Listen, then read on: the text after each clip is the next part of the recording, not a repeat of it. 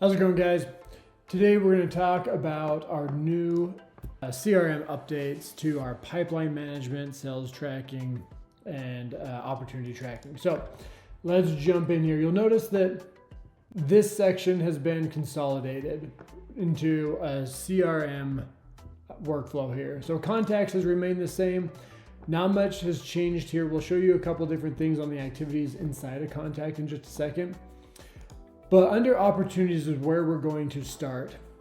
And you'll notice these couple dialogues, these icons over here on the right-hand side. This is the original default list view, but we have this new column view. This is a swim lane, a traditional pipeline tracking workflow here. So each one of these are your opportunities. I can click into one of these and see all the opportunity details.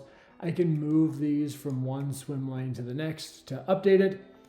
And so this is a more traditional, easy way to manage and see all of your opportunities in a view and where they are. Now let's talk about managing this pipeline here. Up here in the top right-hand corner, administrators or admin users will see this manage pipeline order. If I click on this, now here are all of my pipeline values. Some of these come as defaults. They just come out of the box. You can't delete these. You can move them to the bottom if you do not like them so they don't show, but you can add new ones. So you can add your own pipeline values, and then by dragging and dropping them, you can reorder the pipeline however you want to see this pipeline. And once I save this, these swim lanes will change, and so now I can drag and drop them the order that I want them. A couple things that are different about our opportunities. So if I click into one of these, you'll notice a couple things down here at the bottom. We have tasks and activities. Activities are what did I do? So I can log an activity, like I called Bob, and maybe I left a voicemail.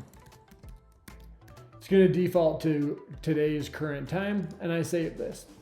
So now I can see that I had a meeting, a site assessment, and then I called Bob, right? At 2 different times.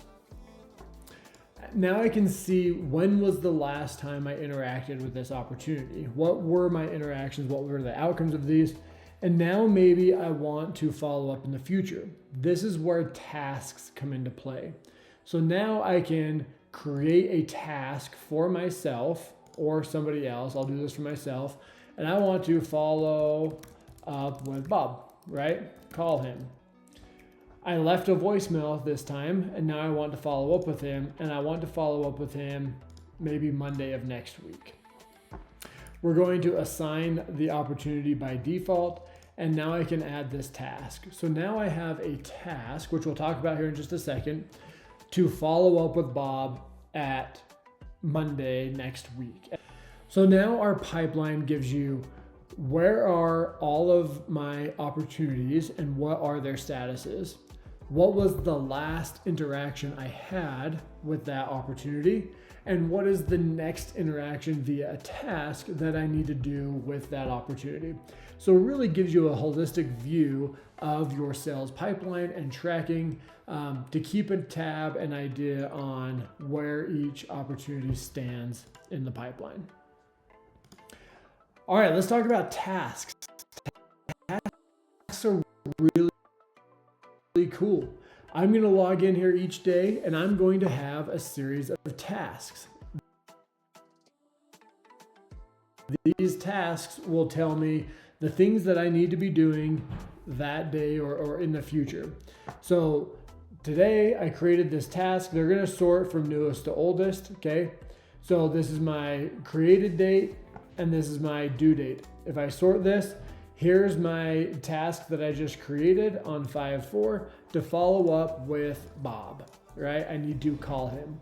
Green means it's not overdue. Red is overdue. Orange is pending, is getting close to overdue, okay? So I just created this task. Here is the opportunity. I can click on this card and I can open up this opportunity to see the details about it and activities. but now I have this task to follow up with Bob due on May 4th. I come in here May 4th, I have this task, it's due date, today's the date, today it's due. I am going to call him and I can mark this task as complete, and that task is going to fall out of my list because it has been completed. I can view this back. Maybe I want to create another follow-up task if needed. So tasks are created in two different ways. I can manually create a task just as we've been going through, or this is where a lot of the power comes in with tasks, is using our notification triggers. I'm going to open this up. I can use a trigger to create myself a task. So maybe I want to do based on a proposal sent not viewed event. So I sent a proposal and it hasn't been viewed. One day after I send a proposal, that's this delay. One day after I send a proposal and it has not been viewed, I want to create myself a task that says proposal viewed, not sent, need to follow up. You can say whatever you want. You can do placeholders in here just like normal. And now what's going to happen is if I send a proposal and the customer hasn't viewed it within that one day, next time I log in, I will automatically have a task created for me. Much like this, I'll have the type of task, the customer, the notes, right? All of these things in here associated to that proposal that'll tell me like this. You need to follow up with this proposal. You need to follow up with this customer because you sent this proposal and it hasn't been viewed. So I can automatically, or rather the system, Bitumio, can automatically create tasks for me each day so that when I log in, I have a very clear picture of these are my top priorities via my tasks list of what I need to follow up with that day. I go through, I make those calls, send the text messages or emails, whatever the case is, mark them as complete, and then I move on for my day.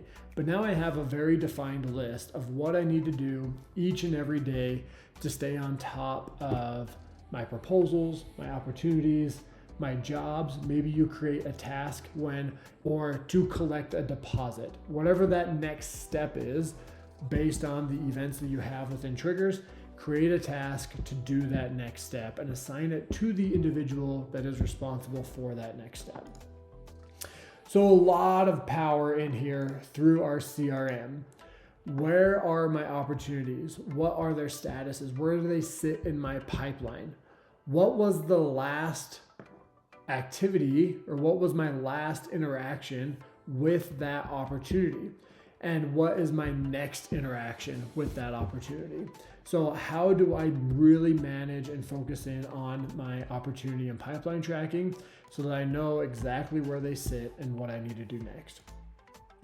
All right, hopefully that helps. Appreciate you guys.